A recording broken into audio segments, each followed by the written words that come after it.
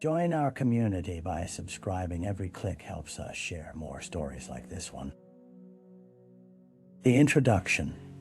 Nestled between towering pines, the small town of Evercrest often seemed immune to the turbulent storms of the outside world. Its narrow streets wound gently through rows of charming clapboard houses, the sort that whispered secrets in their paint-chipped walls. For the residents, life was a predictable routine, punctuated by the laughter of children and the steady, reliable chime of the church bells.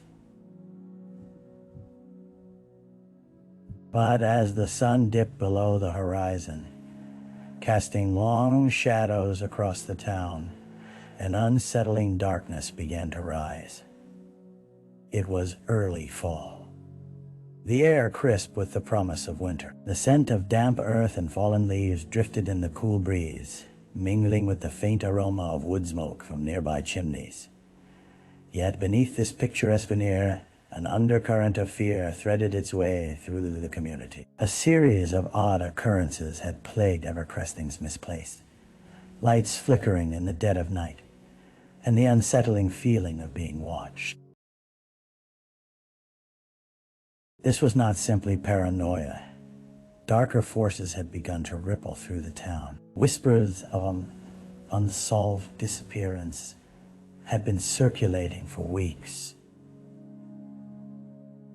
As locals exchanged worried glances at the grocery store or during the evening walks that once felt so mundane. Evelyn Hart, a beloved school teacher and pillar of the community, had vanished without a trace, leaving behind a confounding mystery that would soon bring those living in Evercrest face to face with their deepest fears.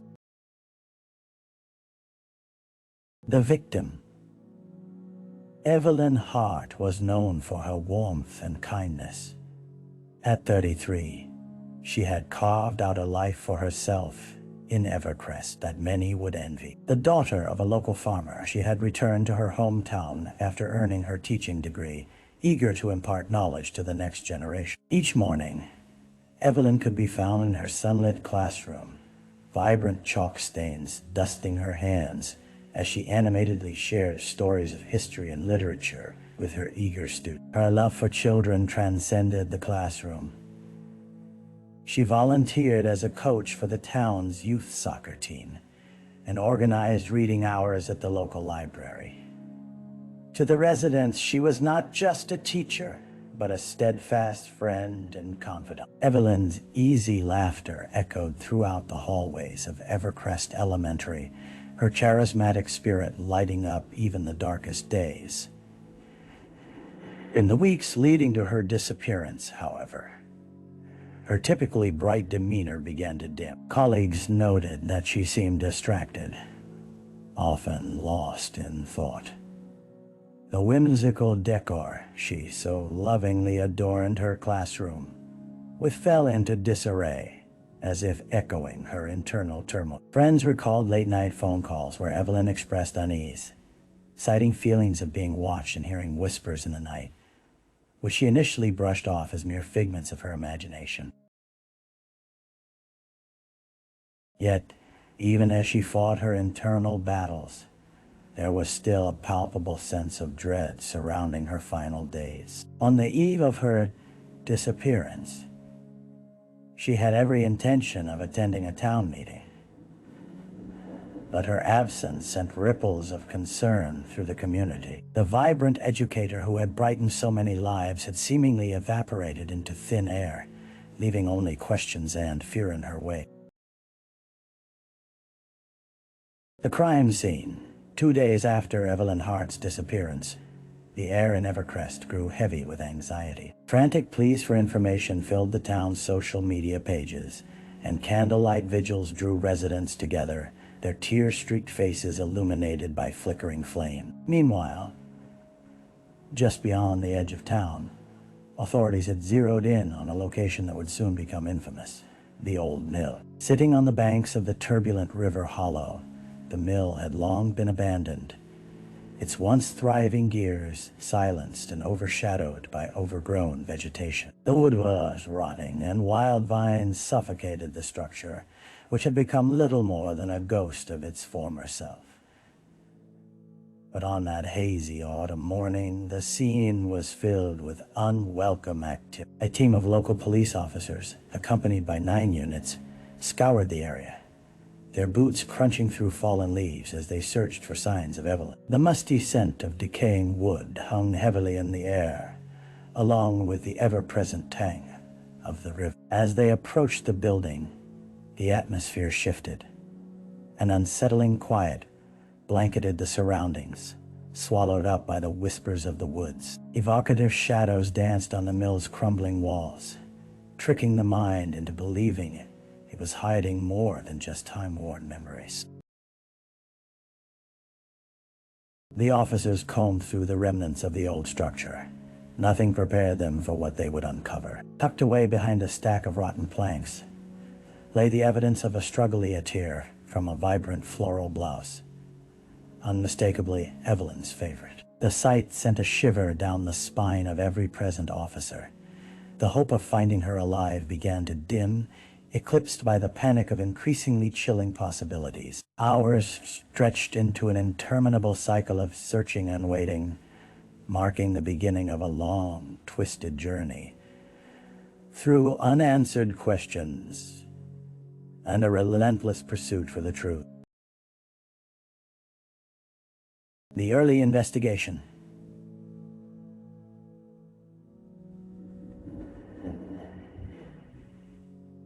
In the wake of the discovery at the old mill, the wheels of a frantic investigation began to turn. Detective Mark Hayes, a seasoned officer with over a decade of experience, was assigned to lead the case. His grizzled features betrayed the weight of both the crime and the community's desperation. As he pulled into Evercrest on that gray morning, he could feel the tension palpable in the air. Eyes watched, searches whispered. The investigation kicked off with interviews, each one peeling back the layers of Evelyn's life. Friends recounted her recent distress, the nervous glances over her shoulder, and the vivid sense of impending threat she had described. Evelyn's close circle spoke of a troubling encounter, a stranger who had lingered after a town event, his gaze too intent, too piercing. This vague description, however, prompted more questions than answers. Information rolled in, leading investigators down a spiraling maze of potential suspects. Detective Hayes and his team canvassed local hangouts, from the coffee shop known for its gossip to the diner where everyone seemed to gather. They reached out to the community with flyers, hoping to jog memories or instill courage in those who had seen or heard something. As weeks passed, Evercrest's initial shock melded into resignation. The town, once bustling with life and warmth, now lay cloaked in a heavy silence. Hammers of uncertainty forged a rift among friends and families, creating whispers of mistrust and fear. Strangers became suspects merely by proximity. Fear of being associated with a tragedy was enough to send ripples through the tightly knit fabric of the community. The investigation stretched on. Patterns began to emerge, connecting Evelyn's last known days to those around her in unforeseen ways. But each clue seemed to prompt more questions, leading the detective deeper into a murky labyrinth with no clear exit. The dead ends. As the investigation into Evelyn Hart's disappearance dragged on, hope gave way to frustration among the townsfolk. Detective Mark Hayes and his team combed through leads meticulously, but more often than not, they found themselves standing before a brick wall. Each interview, every apparent clue, turned into dead ends, as if the very walls of Evercrest conspired to keep its secrets hidden. One of the leads emerged from an unlikely source, a local handyman known for prowling the streets at odd hours. His erratic behavior and history of petty crimes had painted him as suspicious in the eyes of residents. Authorities brought him in for questioning, but after hours of interrogation, nothing substantial linked him to Evelyn's disappearance. His alibi, while strange, stood firm. He had been at home, tinkering with a neighbor's broken fence the night she vanished. Another promising lead unfolded with the arrest of a man who had been living in a nearby abandoned cabin. He had a penchant for lurking in the shadows, causing concern among local hikers. He admitted to being in the vicinity of the old mill on the night of Evelyn's disappearance.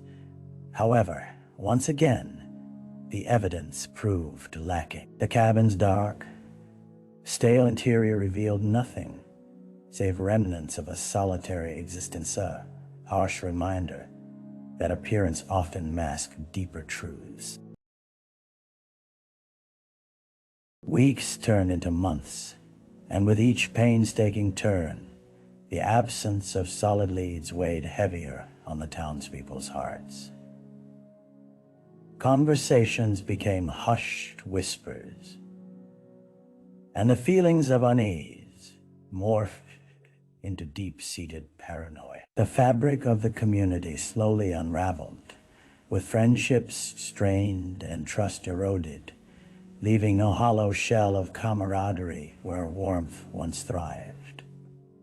But each day, the hope of finding Evelyn faded, replaced by the stark reality of an unresolved case that loomed over Evercrest like the heavy gray clouds that rolled in with dusk. A break in the case. As the chill of winter set in, the atmosphere in Evercrest grew heavier. It had been 4 long months since Evelyn Hart had vanished, and the lifeblood of the town ebbed slowly away, along with hope. Detective Mark Hayes, relentless in his pursuit, meticulously reevaluated case files and witness statements, seeking a flicker of light in the shadowy depths of their investigation. One frigid afternoon, while reviewing the various timelines, Hayes stumbled across a detail that had initially slipped through the cracks of a flickering traffic camera on the outskirts of town. The camera, set up to monitor traffic for a nearby construction site, had been poorly functioning for some time. But a few frames showed a blurred image of a dark vehicle passing through the area just before Evelyn's last known whereabouts. Intrigued, Hayes contacted the local construction supervisor, who still had the data saved. The officer remained skeptical. However, as he pored over the footage, his heart raced at the sight of the vehicle. It appeared to be a newer model, not commonly seen in an Evercrest. The vehicle's license plate was partially obscured, but a distinct emblem on the rear bumper caught his eye, a logo associated with a delivery company servicing the region. Determined, Detective Hayes tracked down the vehicle through regional offices of the delivery company. A name emerged, connected to the car's registration and a history of low-level infractions that began to paint a disturbing picture. This individual had made multiple trips into Evercrest in the days preceding Evelyn's disappearance. Hayes felt a rush of adrenaline.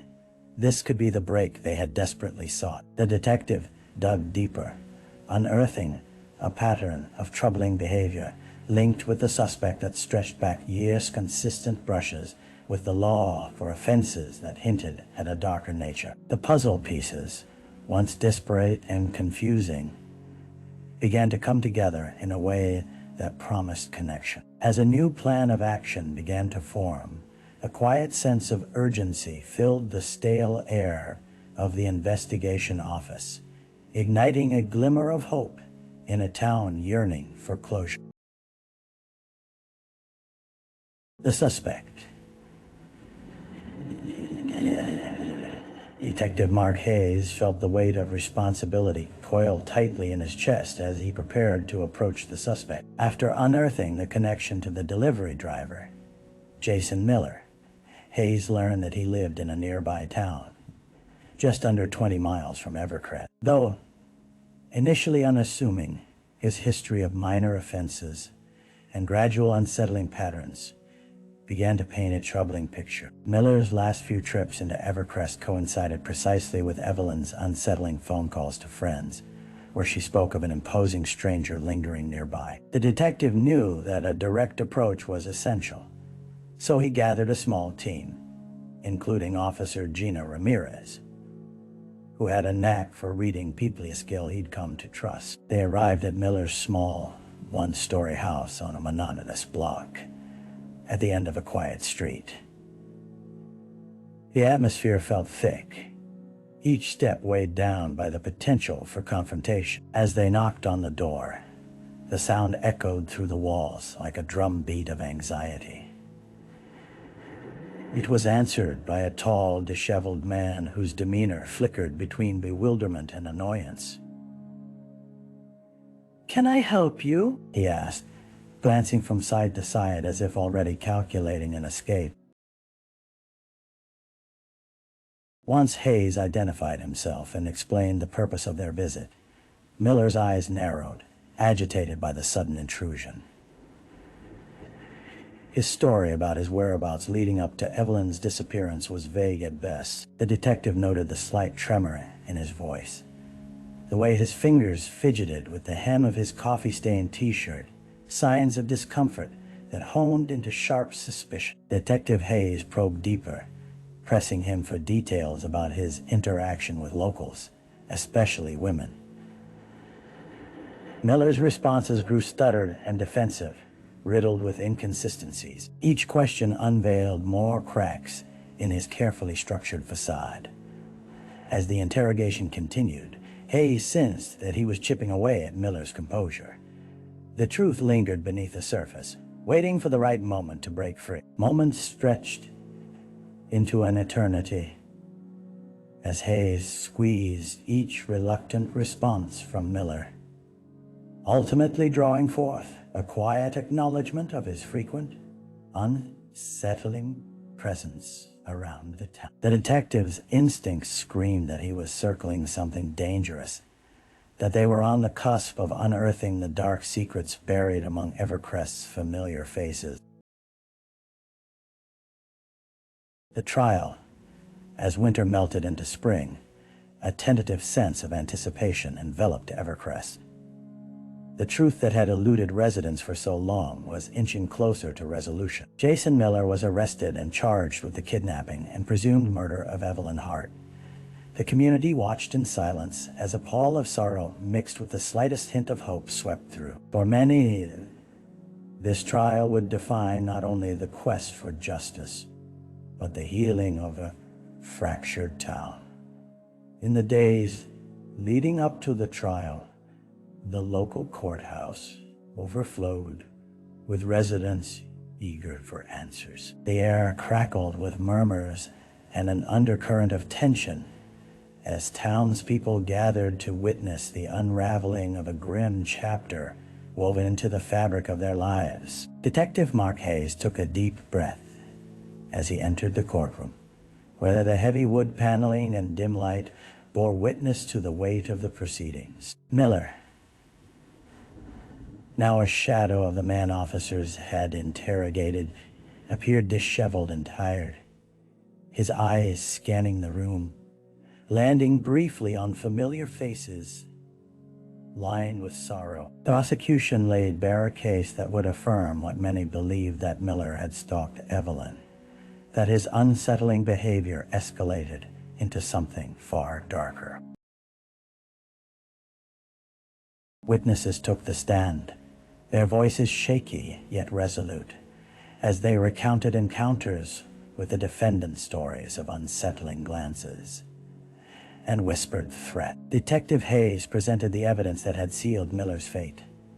A trail of digital breadcrumbs and physical evidence recovered from both his home and the abandoned mill where Evelyn's belongings were discovered. Yet, as the trial progressed, defense attorneys spun a web of doubt, casting shadows over the prosecution's narrative.